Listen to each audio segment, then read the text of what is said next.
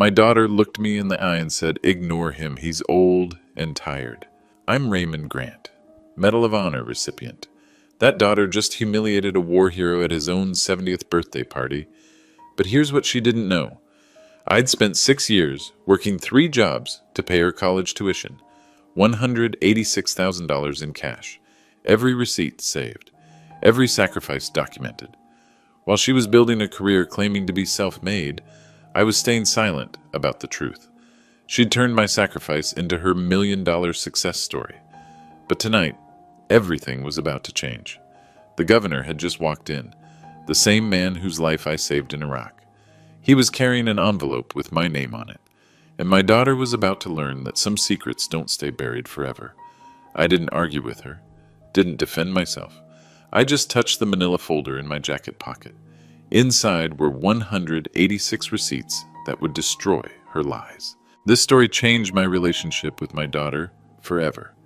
If you want to hear how it ends, hit that subscribe button and drop a comment letting me know where you're watching from. Trust me, you won't see this coming. Because what happened next forced her to choose between telling the truth or committing fraud in front of 95 witnesses. Let me tell you about being invisible in plain sight. For the past 7 years, since Eleanor became Dean of Academic Affairs at Michigan State, I've attended exactly 4 university events. Each time, she's introduced me the same way. This is Raymond. Never my father, never mentioning what I sacrificed for her success. The first incident happened at her promotion ceremony in 2017. The university president approached our table during the reception. "Dr. Grant," he said to Eleanor, "your biography mentions your first-generation college. That must have been challenging." Eleanor smiled that polished smile she'd perfected for donors. "Incredibly challenging. I worked multiple jobs, saved every penny. Pure determination." I was sitting right there, in my good suit, the Navy one I'd bought for her graduation in 2008. The president glanced at me briefly. "Raymond helps with maintenance around campus," Eleanor said quickly. "Very reliable. Helps with maintenance. Like I hadn't mopped the floors of her dormitory freshman year. Like I hadn't worked the night security shift at the very library where she wrote her thesis." The second incident cut deeper. Last spring, Eleanor hosted a faculty dinner at her house, the house I'd helped buy with overtime money from my construction weekends. The provost mentioned the new first-generation Student Success Fund that Eleanor directed. $2.3 million raised so far, Eleanor announced proudly, based on my personal experience overcoming educational barriers. I was serving coffee, invisible in my server's jacket. The provost looked curious. What barriers specifically? Financial hardship. No family support for education. I literally had no one who understood the college process. No one. I set down the coffee pot harder than necessary. Eleanor shot me a warning look. "Raymond, could you check on dessert?" Dismissed like hired help. But here's what she didn't know. I'd kept everything, every receipt, every time card, every bank statement from those 6 years when I lived on ramen noodles so she could eat at the campus dining hall. The manila envelope in my truck contained 186 tuition payment receipts, each one stamped paid in full, each one signed by me. September 2002 through May 2008. $1,400 here, $1,500 there. Sometimes I'd scrape together $2,000 for a payment, working 90-hour weeks. While I was eating dollar store pasta, Eleanor had $31,000 sitting in an emergency fund account, untouched, because she knew her father would handle everything. She'd written about it too. Her college application essay titled, "My Father's Hands." I'd found it in a box when helping her move. 4 pages describing my sacrifice in beautiful detail. How I'd work until 2 a.m., come home with paint under my fingernails. How she'd hear me making lunch at 5 a.m., always the same, peanut butter sandwich and black coffee. My father gave up his dreams so I could chase mine, she'd written. His hands built my future. Beautiful words, except now she claimed those hands didn't exist. The university's website featured Eleanor's biography prominently. Dr. Eleanor Grant overcame significant socioeconomic barriers to become the youngest dean in university history. A first-generation college graduate, she exemplifies the transformative power of higher education. First generation, the phrase that erased me completely. Tonight was my 70th birthday. Eleanor insisted on hosting at the university president's mansion, a Georgian estate worth $2.8 million. It'll be elegant, she said, impressive for the donors attending. Always about the donors, always about the image. 95 guests. Faculty, trustees, major contributors. Eleanor had invited them all, turning my birthday into a networking opportunity.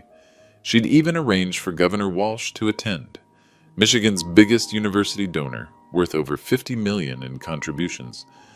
I arrived at 7:30 sharp, wearing my dress uniform for the first time in 15 years.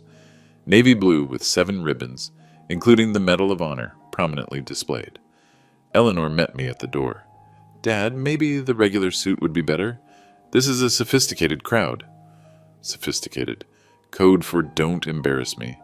But I'd worn the uniform for a reason. Tonight, the truth would finally have its day.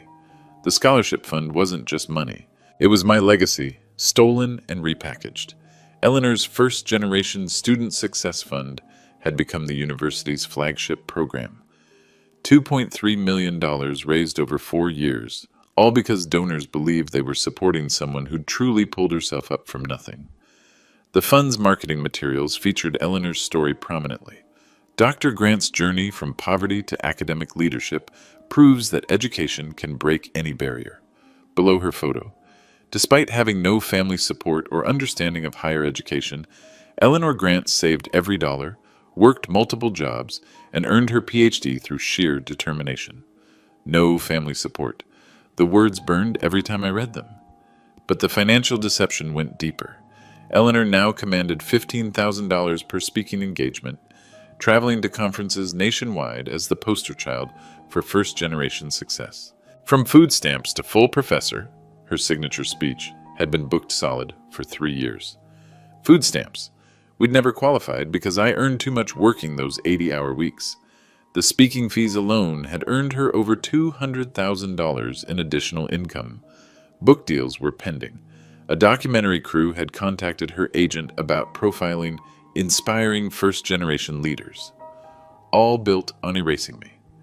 Meanwhile, I lived in the same one-bedroom apartment I'd rented in 2002, $1,200 a month, the same furniture, same truck with 200,000 miles. I'd never recovered financially from those sacrifice years. My retirement account was nearly empty. Every dollar I should have saved went to her tuition instead. But staying silent would cost more than money. The university was planning a major capital campaign announcement tonight. Governor Walsh would reveal the new Eleanor Grant Center for First-Generation Student Success, a $15 million facility funded by donors inspired by her story. $15 million raised on a lie. If I didn't speak up, the lie would become permanent.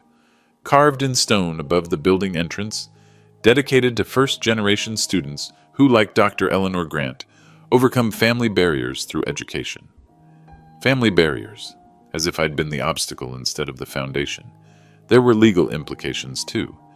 The university's donor agreements specified that contributions to the First Generation Fund supported students with no family history of higher education. Eleanor's false claims could constitute fraud, intentional misrepresentation to secure donations. If exposed, she'd face more than embarrassment. Federal investigation, possible criminal charges for wire fraud involving charitable donations, professional destruction, academic career over, but the personal cost of silence was higher. Every month, I received the fund's newsletter featuring Eleanor's message to first-gen students. Reading her advice about overcoming family obstacles and believing in yourself when no one else will felt like being stabbed repeatedly.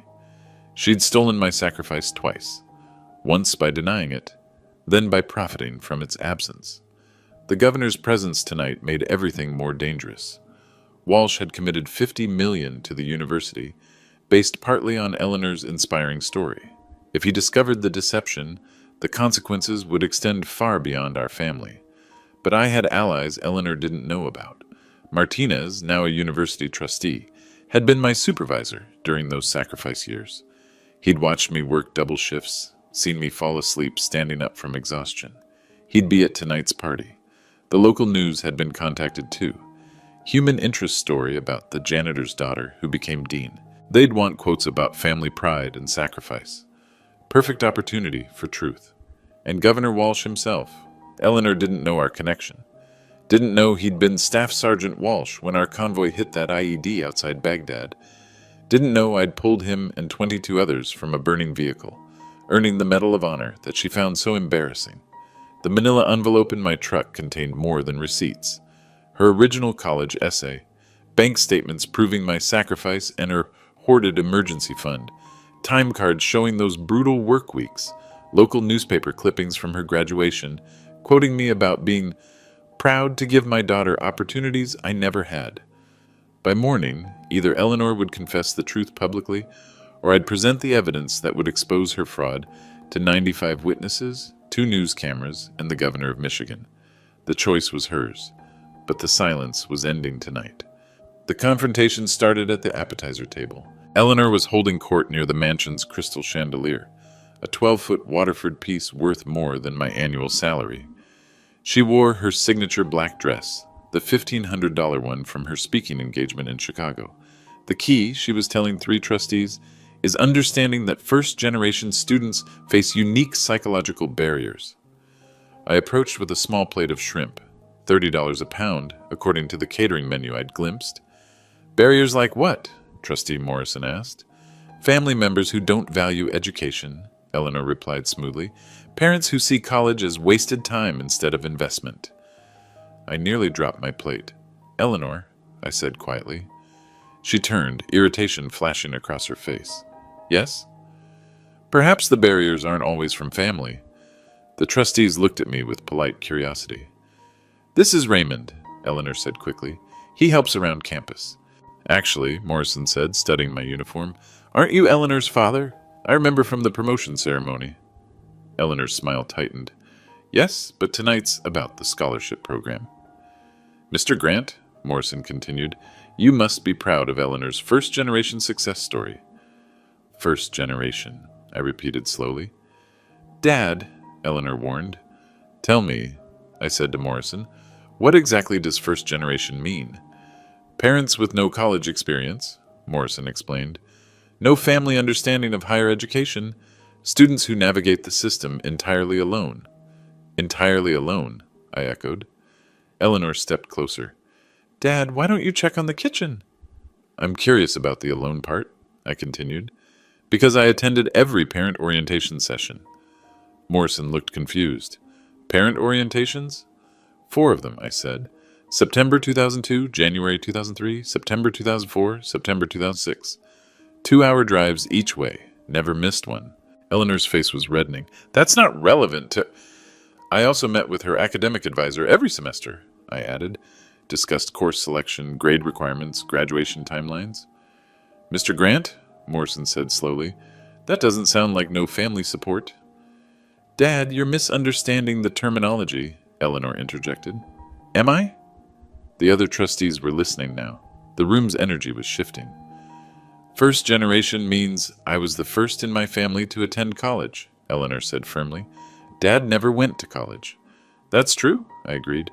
9th grade education. See? But I understood college perfectly, I continued, especially the costs. Eleanor's eyes flashed warning signals. Costs? Asked Trustee Chen. $1,400 here, I said. $1,500 there. Sometimes $2,000 for a bigger semester. Dad, added up to quite a lot over 6 years. 6 years? Morrison looked puzzled. Undergraduate plus graduate school, I explained.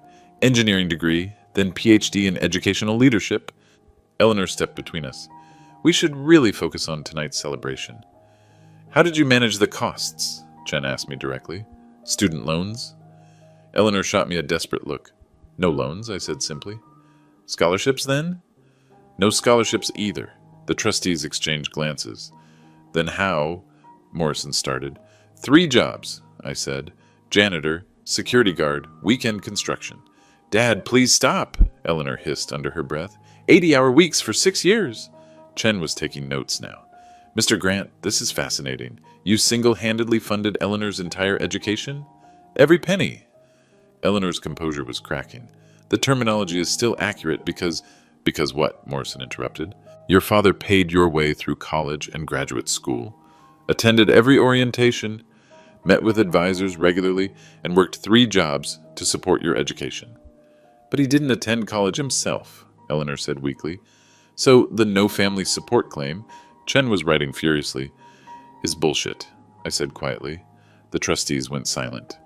Eleanor's face turned white. Dad, sorry, I said, is inaccurate. Morrison was staring at Eleanor now. Dr. Grant, your scholarship fund is specifically for students with no family support. The technical definition. There's nothing technical about this, Chen interrupted. Your father sacrificed everything for your education. We should discuss this privately, Eleanor said desperately. Why privately? Morrison asked. This is wonderful news. Your father's story makes the scholarship fund even more meaningful. Eleanor looked trapped.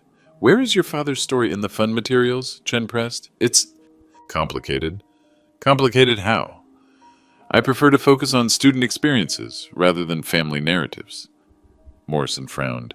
But family sacrifice is central to the first-generation experience. When the family is supportive, Eleanor said carefully. The room went dead quiet. Are you saying your father wasn't supportive? Chen asked. Eleanor looked at me with pure panic. Very supportive, I said calmly. Perhaps too supportive. The trustees were clearly confused now. Too supportive? Morrison repeated. Dad, you're old and tired, Eleanor said suddenly. Maybe you should sit down. The trustees stared at her. Excuse me? Morrison said. Eleanor realized her mistake immediately. I just meant... You told your father he's old and tired? Chen looked appalled. At his own birthday party? Morrison added. Eleanor's scholarship fund director image was crumbling in real time, and we hadn't even reached the main course yet. The tension in the room was palpable, but Eleanor wasn't finished digging herself deeper. What I meant, she said, trying to recover, is that Dad sometimes misremembers details from those years. Misremembers. Like I was suffering from dementia. Morrison looked offended on my behalf. Mr. Grant seems quite sharp to me. Of course, Eleanor backtracked. But the financial details are complex. Complex how? Chen pressed. I reached into my jacket pocket and touched the envelope containing those receipts. Not yet. Let her keep talking. Student finances involve many variables, Eleanor said vaguely. Aid packages, work-study programs, family contribution calculations. But your father said no loans or scholarships, Morrison pointed out. Right, and he worked 80-hour weeks paying your expenses directly. Eleanor was floundering. The Department of Education defines first generation by parental education levels, not financial support. Technically correct. Morally bankrupt. Dr. Grant, Chen said slowly, are you telling us that despite your father's enormous sacrifice, you still qualify as first generation because he lacks formal education? The federal definition is clear, but the spirit of the program is to help students who need support, Eleanor interrupted, which I did.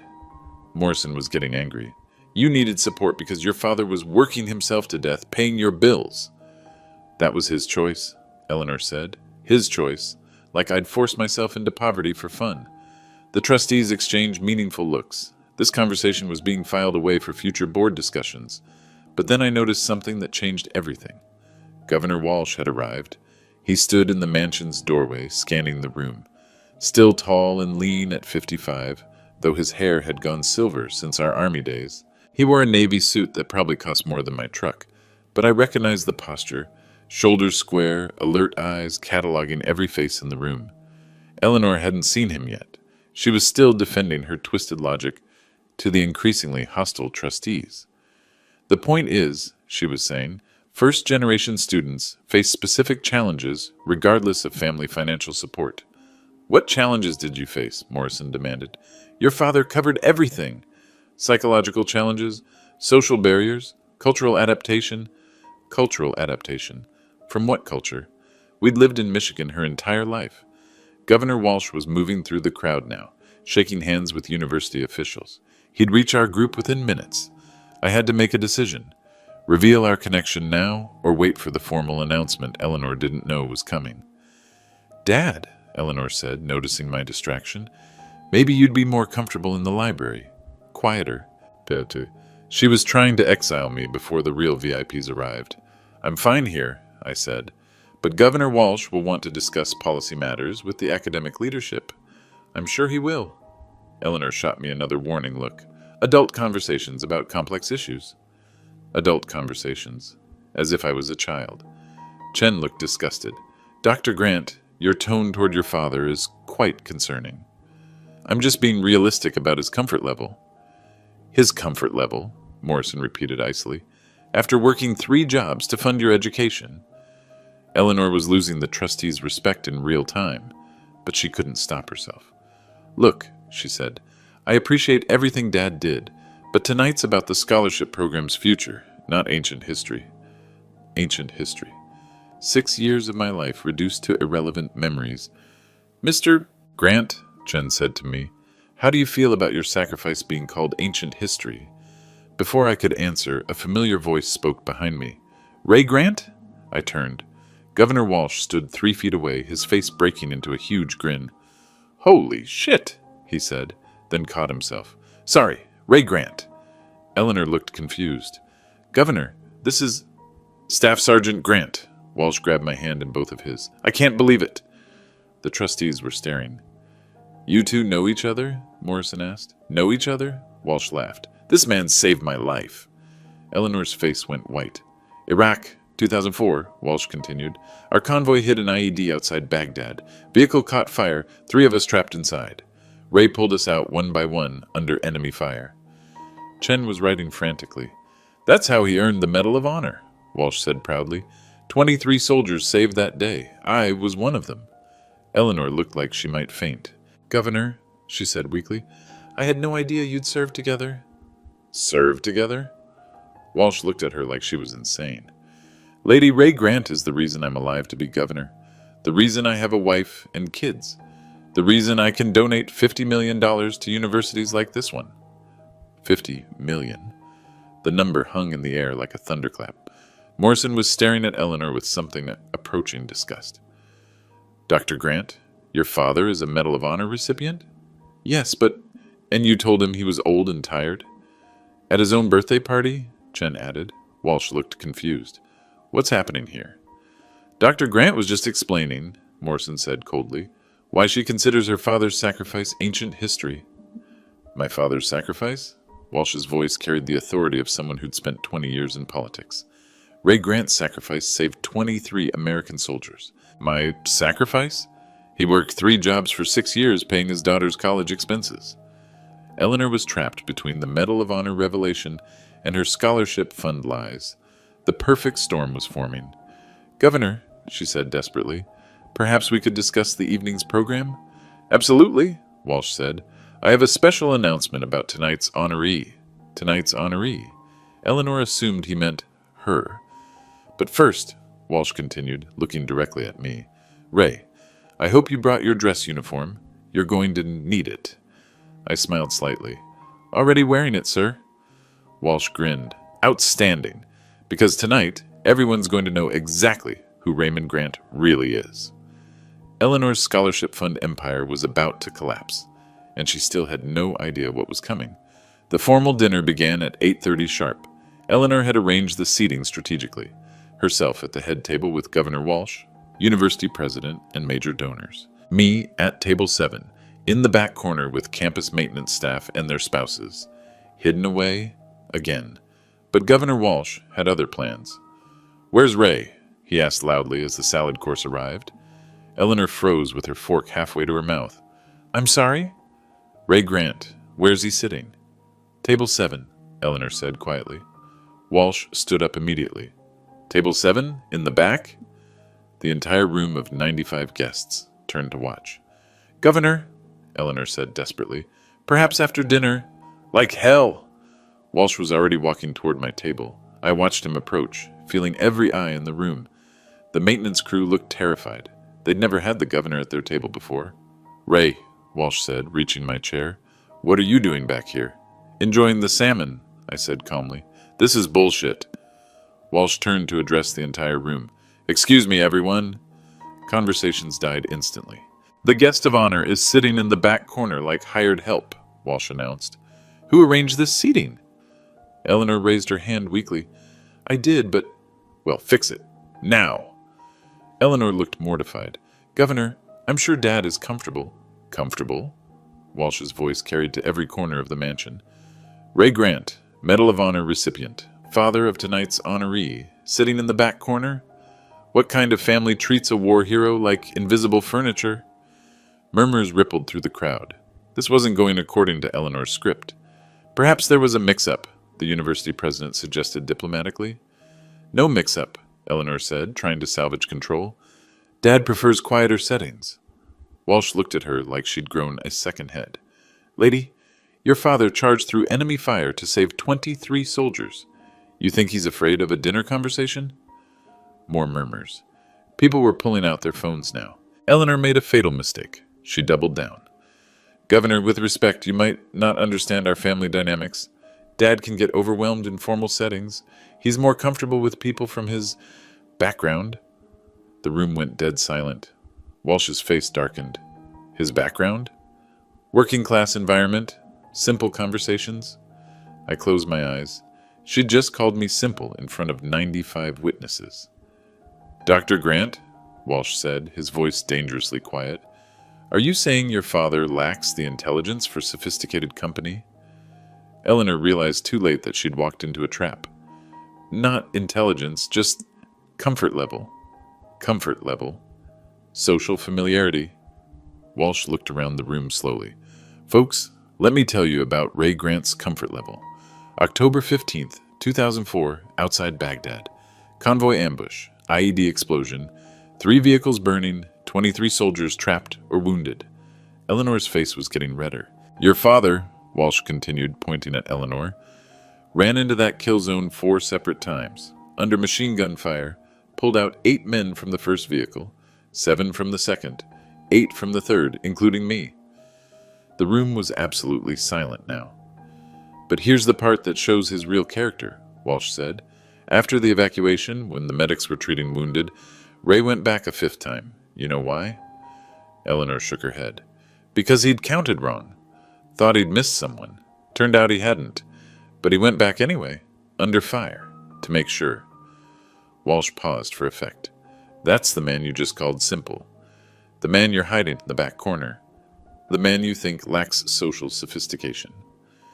Eleanor's scholarship fund director persona was disintegrating in real time. Governor, she said weakly, I didn't mean... What did you mean? Walsh demanded. The university president tried to intervene. Perhaps we could... No, Walsh cut him off. I want to hear what she meant. Eleanor looked around desperately. Every face in the room was staring at her. Trustee Morrison looked disgusted. Chen was still taking notes. The local news reporter was filming everything. I meant, Eleanor said finally, that Dad sometimes feels out of place in academic settings. Academic settings? Walsh repeated. Yes. Like the academic setting he funded entirely through manual labor? Eleanor's eyes widened. Walsh knew about the tuition payments. Governor, how did I what? Know that your father worked 3 jobs for 6 years paying your college expenses? Know that he ate ramen noodles so you could eat at the campus dining hall? Know that he never took a single loan or scholarship dollar? Eleanor looked panicked. Who told you that? Walsh smiled grimly. Your father told me. We've been in touch for years. Christmas cards, occasional phone calls. I know exactly what he sacrificed for your education. Eleanor's carefully constructed world was collapsing. I also know, Walsh continued, about your first-generation student success fund, the one that's raised $2.3 million based on your inspiring story of overcoming family barriers. Eleanor couldn't speak. What family barriers were those again? Walsh asked innocently. Eleanor looked around the room desperately. Everyone was waiting for her answer. Governor, she whispered, could we discuss this privately? Why privately? We're all friends here, academic family. Tell us about these family barriers you overcame. Eleanor's mouth opened and closed silently. Because from where I sit, Walsh said, the only barrier in your family was your father's poverty, which he created by working himself half to death paying your bills. The room was so quiet you could hear the chandelier crystals tinkling in the air conditioning. In fact, Walsh continued, I'd say your father removed every possible barrier to your education. Financial barriers, logistical barriers, psychological barriers. He cleared the entire path so you could walk straight to success. Eleanor was crying now. So help me understand, Walsh said, how that becomes a story about overcoming family obstacles. Eleanor couldn't answer, because there was no answer, and Walsh wasn't finished yet. Governor Walsh moved to the podium like a man with a mission. Ladies and gentlemen, he began, I came here tonight to make a special announcement about Michigan's commitment to higher education. Eleanor wiped her eyes, trying to compose herself. She probably thought this was her moment. The announcement of the Eleanor Grant Center she'd been expecting. But first, Walsh continued, I need to share a story about sacrifice and honor. He gestured toward me. Ray Grant and I served together in Iraq, 3rd Infantry Division, 2003 to 2005. Ray was a staff sergeant. I was a corporal. He had 15 years of service. I was just a kid from Detroit trying to pay for college. The room was completely focused now. October 15th, 2004. We were running convoy security between Baghdad and Fallujah. 3 Humvees, 26 soldiers total. Ray was in the lead vehicle, always took the most dangerous position. Eleanor had stopped crying, but her face was pale. The IED hit at 0800 hours, buried mine, probably a 155-meter artillery shell, took out the lead vehicle completely, flipped the second one, damaged the third. 3 vehicles burning, enemy fire from 2 directions. Walsh paused, scanning the room. What happened next defines everything you need to know about Ray Grant's character. He pulled out his phone and began reading from what looked like an official document. Medal of Honor citation, Staff Sergeant Raymond Grant. For conspicuous gallantry and intrepidity at the risk of his life above and beyond the call of duty. Ray charged into that kill zone 5 separate times. No body armor. His had been damaged in the initial blast. No backup. Our air support was 20 minutes out. The room was absolutely silent. First trip, pulled 3 wounded soldiers from the burning lead vehicle. Second trip, 4 more from the same vehicle, including the driver who was unconscious and pinned. Third trip, 7 soldiers from the overturned Humvee. Fourth trip, 8 soldiers from the damaged rear vehicle, including me. Walsh's voice grew stronger. But here's what the citation doesn't capture. After Ray had evacuated all 23 of us, after the shooting stopped, after the medics arrived, he went back one more time, 5th trip, under residual sniper fire, because he thought he'd miscounted, thought someone might still be trapped. Eleanor was staring at her hands now. Turned out his count was perfect. All 23 soldiers accounted for, but Ray Grant went back anyway because that's who he is. A man who would rather risk his life than leave someone behind. Walsh set down his phone. That same character, that same refusal to leave anyone behind, defined Ray's entire life after the army, including his relationship with his daughter. Eleanor's head snapped up. See, I've stayed in touch with Ray over the years. Christmas cards became phone calls. Phone calls became friendships. I know about his 3 jobs. I know about the 80-hour work weeks. I know about the $186,000 he paid in cash for Eleanor's education. The university president looked shocked.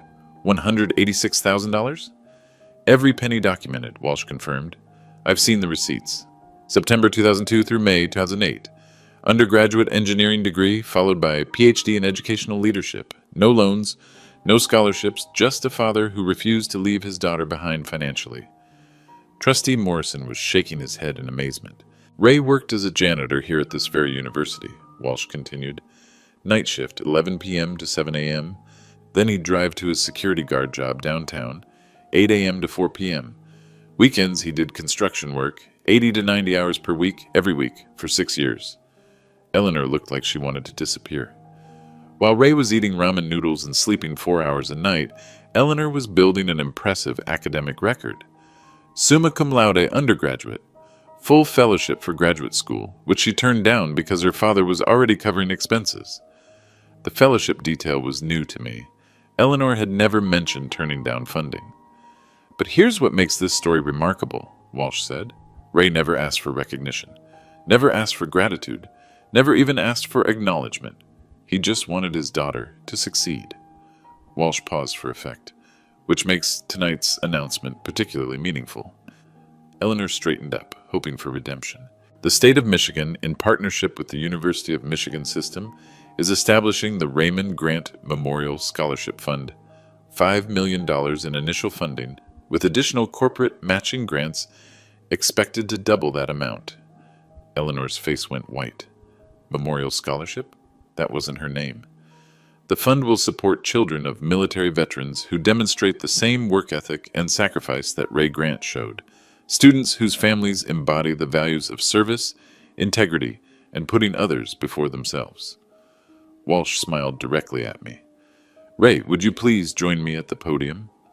I stood slowly, aware that every eye in the room was tracking my movement. The maintenance crew at my table looked stunned. Chester, who cleaned the engineering building, whispered, "Holy shit, Ray."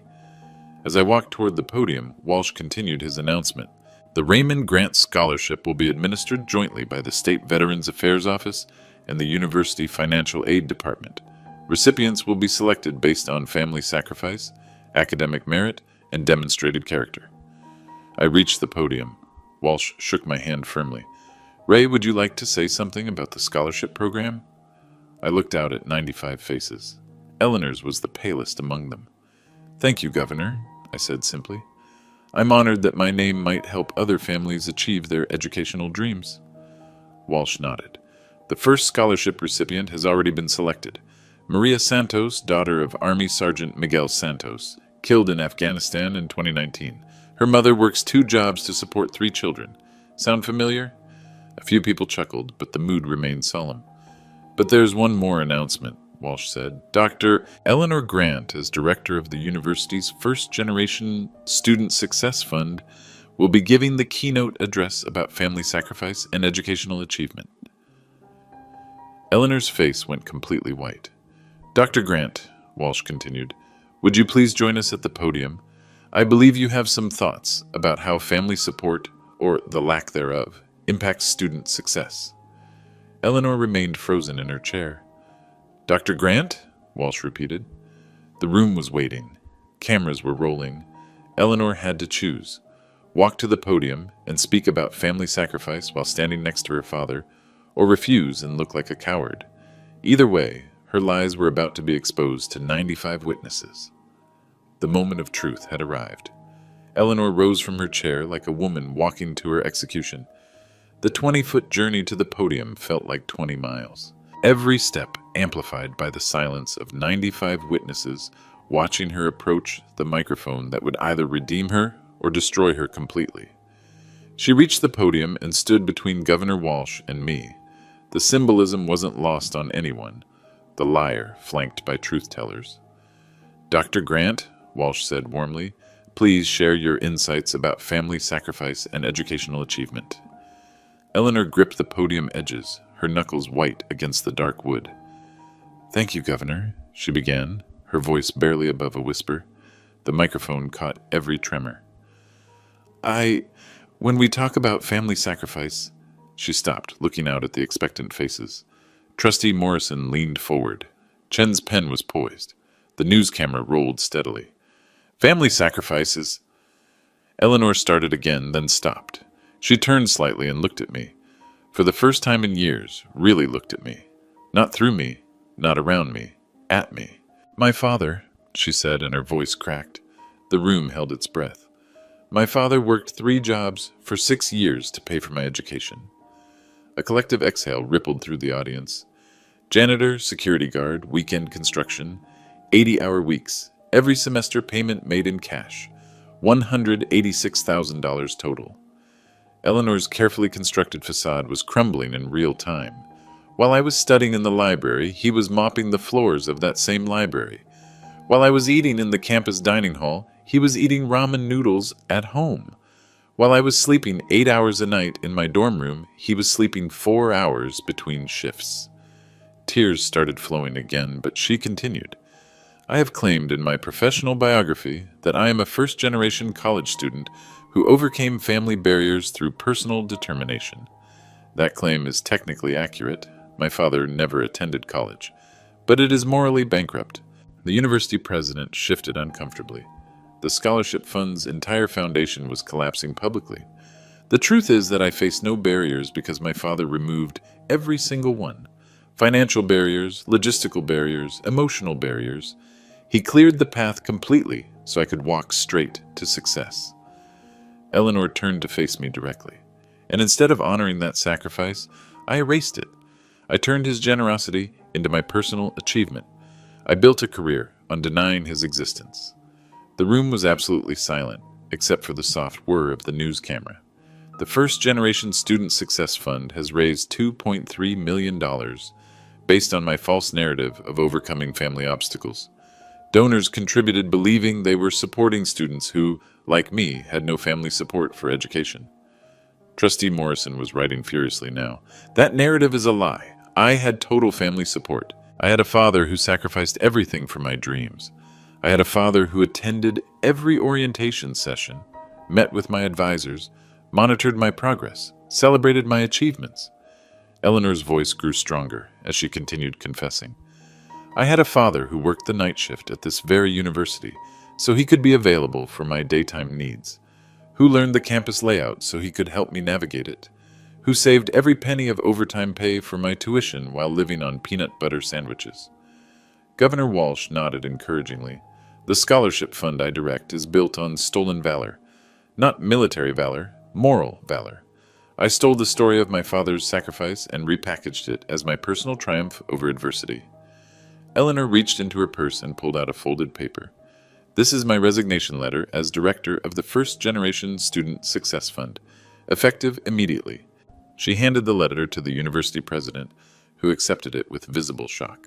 The fund should be restructured to accurately reflect its mission, supporting students whose families make extraordinary sacrifices for education. Students like Maria Santos, whose father died serving our country. Students whose parents work multiple jobs and impossible hours to clear the path for their children's dreams. Eleanor turned back to me. Dad, I owe you more than an apology. I owe you 20 years of acknowledgement, 20 years of gratitude, 20 years of telling the truth about who made my success possible. She paused, gathering courage for the hardest part. But most of all, I owe you the respect of never again calling you old and tired, never again treating you as invisible, never again erasing your sacrifice from my story. Eleanor looked out at the audience one final time. The Raymond Grant Memorial Scholarship Fund announced tonight will support students whose families embody the values my father demonstrated: service, sacrifice, and putting others before themselves. It's a perfect tribute to a man who spent 6 years putting his daughter before himself. She stepped back from the microphone. The room erupted in spontaneous applause. Not polite dinner party clapping, real applause. People were standing. The maintenance crew at Table 7 was cheering. Governor Walsh stepped forward and embraced Eleanor, then turned to shake my hand. "Ray," he said loudly enough for everyone to hear, "your daughter just showed the same courage under fire that you did in Iraq." Eleanor was crying again, but differently now. Relief, not shame. I approached the microphone for the final word. "Thank you all for witnessing this moment," I said simply. Eleanor made mistakes, but she also made them right. That takes character. I looked at my daughter. And character is something you can't inherit. You have to earn it yourself. Eleanor smiled through her tears. The scholarship fund will be restructured with full transparency, the university president announced. All donors will be notified of the changes and given the option to redirect their contributions. Governor Walsh nodded. The state's $5 million commitment stands. In fact, we're doubling it. $10 million for the Raymond Grant Scholarship Fund, administered with complete honesty about family sacrifice. Eleanor's lies had been replaced with truth. Her stolen narrative had been returned to its rightful owner. But the real victory wasn't mine. It was hers. She'd chosen courage over comfort, truth over convenience. The daughter I'd raised was finally visible again. The news cameras captured everything. By morning, the video of Eleanor's confession had 40,000 views on the local station's website. By afternoon, it was trending on social media under #ScholarshipGhost and #FamilySacrifice. The university moved quickly to contain the damage. President Morrison called an emergency board meeting for the following Monday. The First Generation Student Success Fund was immediately suspended, pending a complete audit of donor communications and fund allocations. Eleanor's resignation was accepted without discussion. The university's legal team spent the weekend reviewing donor agreements and federal compliance issues. The potential liability was staggering. Not just financial, but regulatory. The Department of Education took a dim view of fraudulent scholarship programs. By Tuesday, the university had released a comprehensive statement. The University of Michigan acknowledges that certain representations made in connection with the First Generation Student Success Fund were inaccurate. We are conducting a thorough review of all fund materials and donor communications. Affected donors will be contacted directly regarding their contribution preferences. Eleanor's speaking agent called Wednesday morning. 16 scheduled engagements canceled immediately. The documentary crew withdrew their interest. The book deal discussions ended.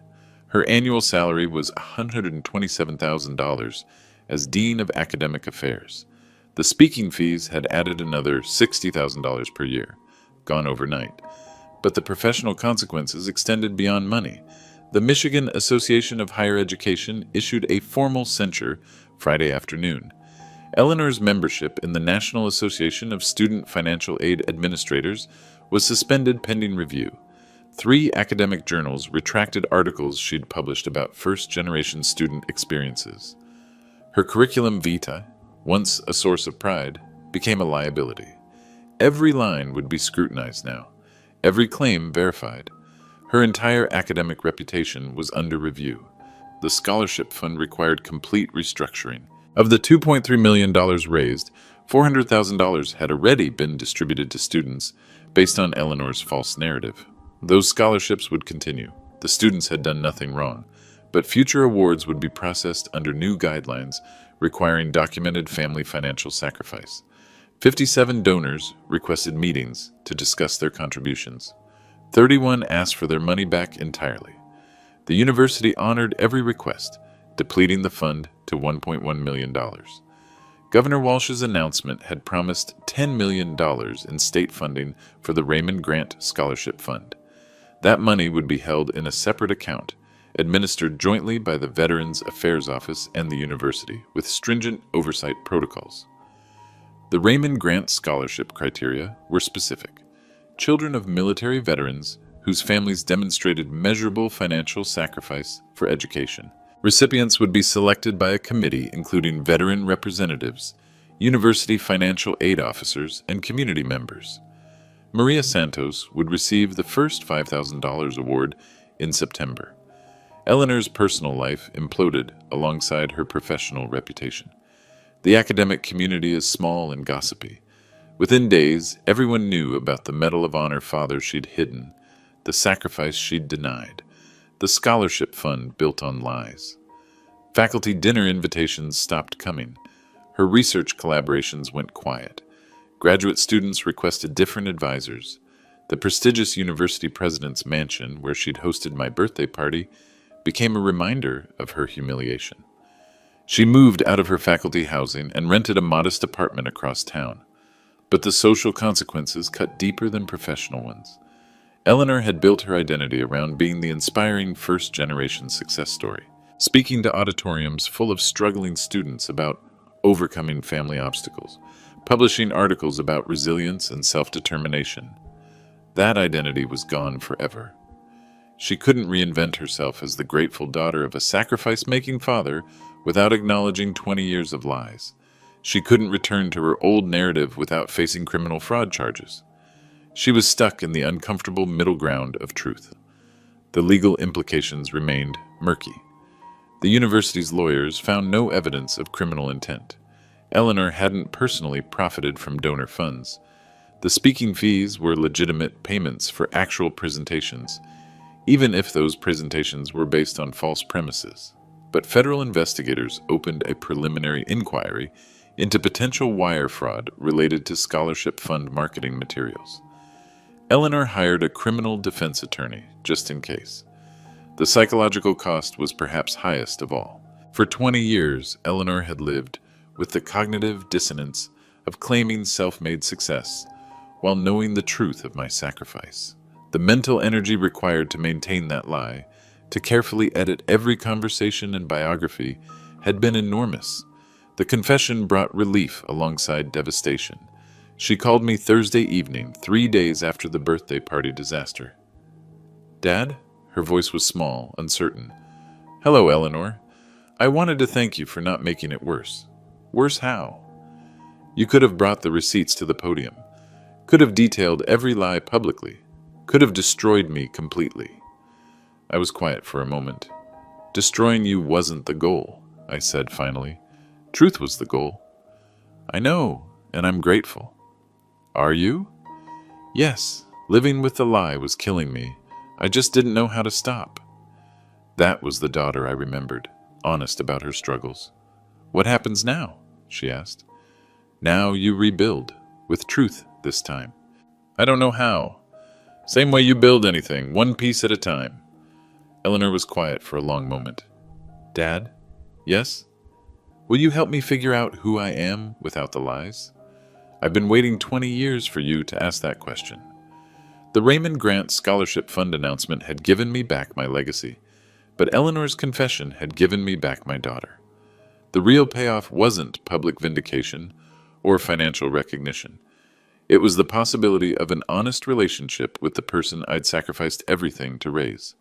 The truth had set us both free. 6 months later, Eleanor and I met for lunch at a small diner near campus. She looked different, lighter somehow, despite the professional wreckage. The constant tension of maintaining lies had left her face. She seemed younger, more like the earnest college student I remembered. "The Raymond Grant Scholarship awarded its first grants last week," she said, stirring sugar into her coffee. "I saw the announcement, 12 recipients. Maria Santos is studying pre-med at University of Michigan, full ride plus living expenses." I nodded. "Governor Walsh mentioned that." "Dad," Eleanor said carefully, "I want you to know I recommended Maria personally." "You're working with the scholarship committee?" "Volunteer basis. The new fund administrators asked if I'd help evaluate applications. Make sure they understand the family sacrifice component." Eleanor looked embarrassed. "Turns out my experience with lies makes me good at spotting truth." I smiled. "That's one way to use the skill set." She laughed, the first genuine laugh I'd heard from her in years. "The university offered me a different position," she continued. "Assistant Director of Veteran Student Services, 20% pay cut, but honest work." Honest work is underrated. I'm learning that. Eleanor reached into her purse and pulled out a folded paper. Not resignation this time, but something else. "I wrote something for you," she said, sliding it across the table. I unfolded it carefully. It was handwritten on university letterhead. "To my father, Raymond Grant. For 6 years, you worked 80-hour weeks to pay for my education. You ate ramen noodles so I could eat in dining halls. You slept 4 hours so I could sleep 8. You sacrificed your comfort, your health, your savings, and your dreams for mine. In return, I denied your existence. I built a career on erasing your sacrifice. I turned your generosity into my personal achievement. I called you old and tired at your own birthday party. I cannot undo 20 years of lies, but I can spend the next 20 years telling the truth. The truth is, I am not self-made. I am father-made. The truth is, I face no barriers because you removed them all. The truth is, my success is your success, and I will spend the rest of my life honoring that reality. I love you. I am proud to be your daughter, and I will never again hide your sacrifice from my story. Eleanor." I read it twice before looking up. "This is nice," I said simply. "Nice?" Eleanor looked concerned. "I was hoping for more than nice." "It's a start." "A start?" "Eleanor, I don't need written apologies. I need consistent behavior." She nodded slowly. "You're right. I need a daughter who introduces me as her father, not as Raymond. Who includes me in conversations instead of dismissing me. Who acknowledges her advantages instead of claiming victimhood." "I understand." "Do you?" Eleanor met my eyes directly. "Dad, I spent 20 years treating you like you were invisible. I can't fix that with one letter, but I can spend the next 20 years making sure you're visible." "How?" "By telling the truth about my education funding every time someone asks. By crediting your sacrifice in every professional bio. By introducing you as the Medal of Honor recipient who made my career possible." I folded the letter carefully. "And by never again calling you old and tired," Eleanor added quietly. "That would be appreciated." We sat in comfortable silence for a moment. Dad? Yes? Will you come to the scholarship award ceremony next month? They want you to present Maria's check. Of course. And will you let me introduce you properly this time? I smiled. I'd like that. Eleanor reached across the table and took my hand. I missed you, she said. Even when I was denying you existed, I missed you. I was always here. I know. I'm sorry it took so long to see you. Truth creates its own momentum. Once Eleanor started acknowledging my sacrifice, it became easier to acknowledge other truths. Her privilege, her advantages, her debt to family support. The lies had required constant energy to maintain. The truth required only courage to speak.